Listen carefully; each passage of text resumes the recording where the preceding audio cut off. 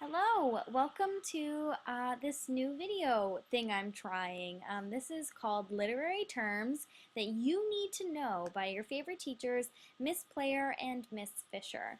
And what we're going to be doing is just kind of teaching you about some really important literary terms that you're going to need to know for this year as we continue to read pieces of literature.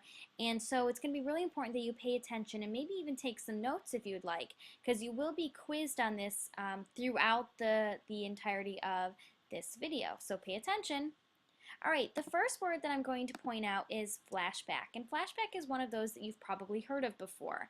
It's a flashback is the present scene in the story is interrupted to flash backwards in time and tell what happened in an earlier time. So it's going to be when a story is stopped and then kind of reversed backwards and kind of showed an earlier point to help forward the plot and help the reader to better understand the story. Foreshadowing kind of works the same way, but it's the opposite direction, right? Foreshadowing is clues the writer puts in the story to give the reader a hint of what is to come next in the story. So we're going to watch a really quick clip that kind of describes foreshadowing and flashback and gives us a better understanding of exactly how it is used in literature.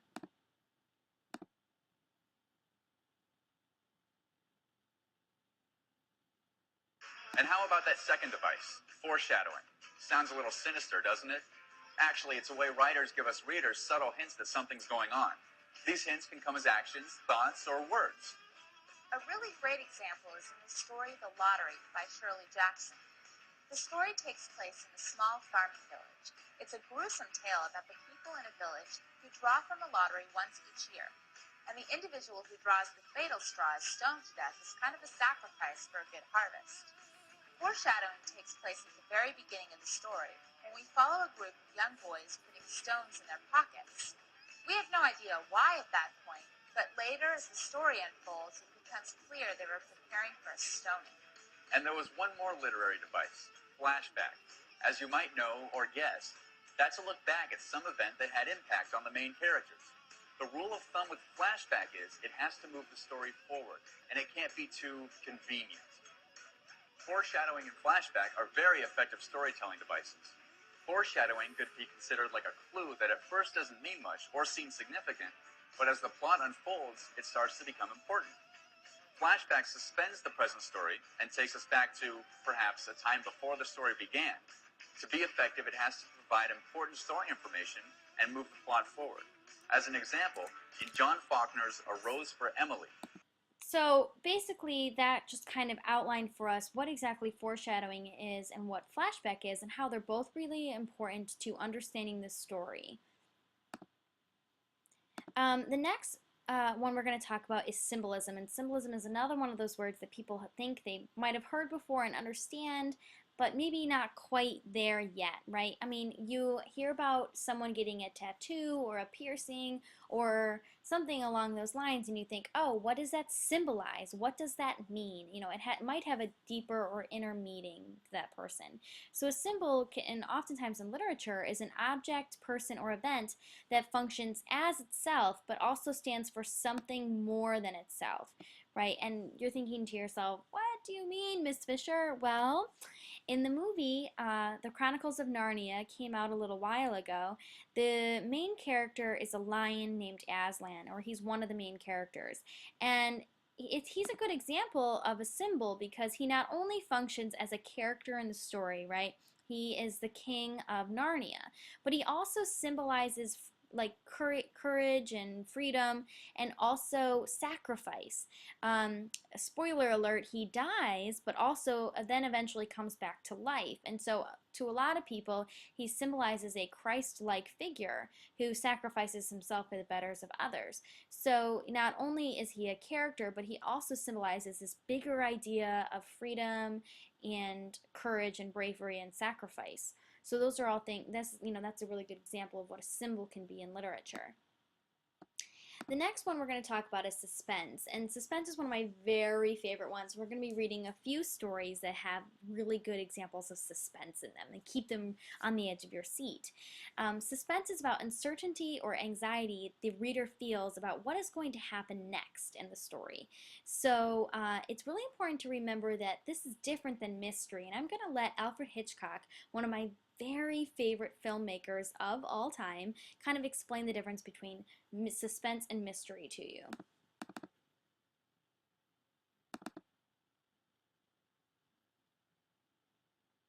You know, you see many films, there's a great confusion, especially in my particular genre of work. There's a great confusion between the words mystery and suspense. And the two things are absolutely miles apart. You see, mystery is an intellectual process, like in a whodunit. But suspense is essentially an emotional process. Therefore, you can only get the suspense element going by giving the audience information. And I dare say you've seen many films which have mysterious goings on. You don't know what's going, why the man is doing this, why that, and you're about a third of the way through the film before you realize what it's all about. And to me, that's completely wasted footage. So basically what he is saying is, I mean, he doesn't really like a mystery, he prefers suspense, but regardless of his opinion, what he is saying is that the big thing about suspense is that it talks about how the reader or viewer feels about what is going to happen. Not just that, you know, it's mysterious and that they don't know all the information. It's actually about a feeling that you get as a reader about what's going to happen. You may be scared, you might be anxious, you know, things like that. So it's describing a feeling about what is going to happen next. Simile and metaphor are two really big ones that you're going to see a lot, and we're going to talk about them a lot too, but I just wanted to get you kind of familiar with these things as we go along. Simile is comparing two unlike things using like or as. They're going to be using the words like or as. We're going to watch a video of a pop culture reference that might help you understand it a little better.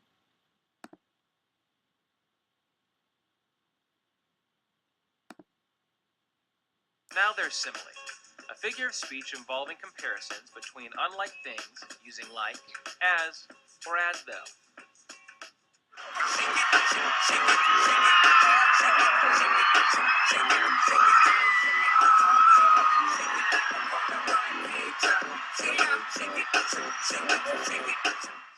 Okay, so that's a good example. It's also a really fun example of him comparing two unlike things using the words like or as. And what he's doing is he's comparing the person dancing with the way that you might shake a Polaroid picture, right? So he's making a comparison between two things. Metaphor does this same thing, but it does not use like or as. And a lot of times people kind of will look at a metaphor and they'll kind of make it into a mathematical formula. X equals Y, or X is Y. For example, your beauty is a rose. So beauty equals rose, X equals Y. It's a kind of an easy way to think about metaphor.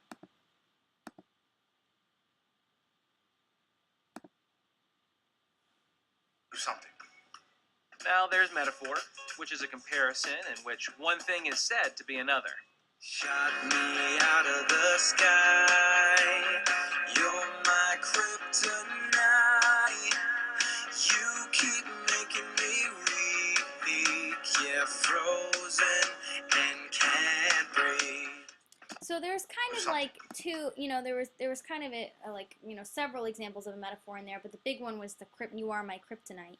And so he's comparing the person that he's singing to kryptonite, so making it his weakness. Okay, the next one is personification, and that is giving human qualities to non-human things. So, for example, the wind howled. The wind can't actually howl, but we use it in order to paint a picture for our reader.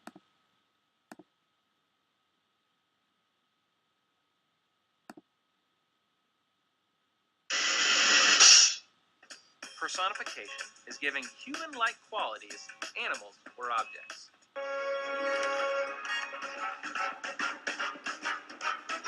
Hey guys!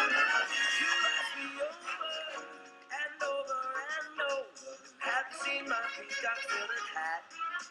Frogs taught him everything they know. That was Now an example of a frog singing a song. So the frogs don't actually sing, but we gave it a human quality. Imagery is a big one, and we're going to talk more about that as we read, but really what imagery is all about details. It's language that appeals to the five senses: touch, taste, sound, sight, and smell. We're going to talk a little bit more about that as we go along, but when you think imagery, think image. What image does the reader or does the writer help the reader create in their heads or in their minds when they're tasting, touching, signs, hearing things, seeing things, and smelling things? Allusion is a really big one. Allusion is a reference to a statement, person, place, or events from all things like literature, history, religion, mythology, politics, or even sports. And the example that we're going to watch today is actually a sports reference to Babe Ruth, who was a very famous baseball player.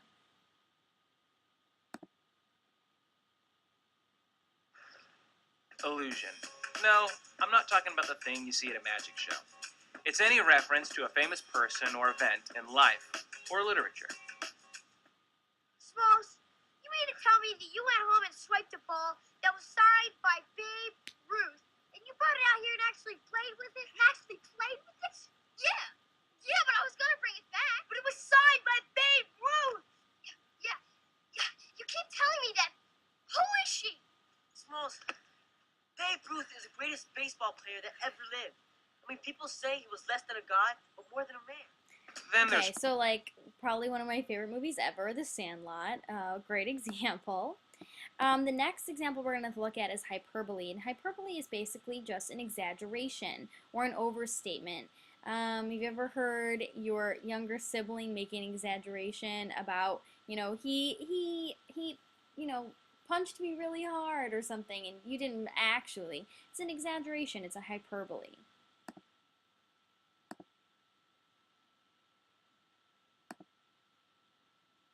hyperbole is possibly the most significant literary device of all time. Well, maybe not, but it is a figure of speech involving an exaggeration. They all paid first semester's tuition? Oh yeah, $10,000 a piece. I stopped counting after the first 100 checks. That's $74 million. It's $1 million, Glenn. Yeah, in human dollars. Okay, we gotta do something. Okay, so the example there is that he thought it was $74 million. He was really just exaggerating to kind of give the reader an idea of actually how much money it was. The next one is allegory, and allegory is important to understand. Allegory is a story, poem, or picture that can be interpreted to reveal a hidden meaning, typically a moral or political tone.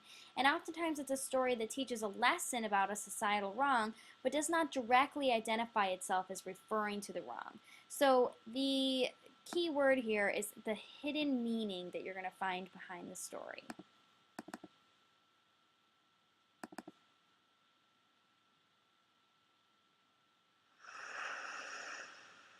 If you're drowning in a sea of symbols, you're probably wishing for a life preserver.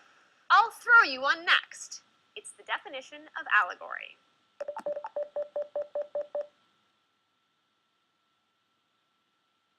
In almost every book you read for English, you'll probably come across at least one symbol. But when everything stands for something else, you don't just have an author who's obsessed with symbols. You have an allegory. Now, I'm not big on scholarly stuff, but here's a tidbit that's actually pretty awesome. Allegory comes from the Greek word allegoria, which means speaking otherwise.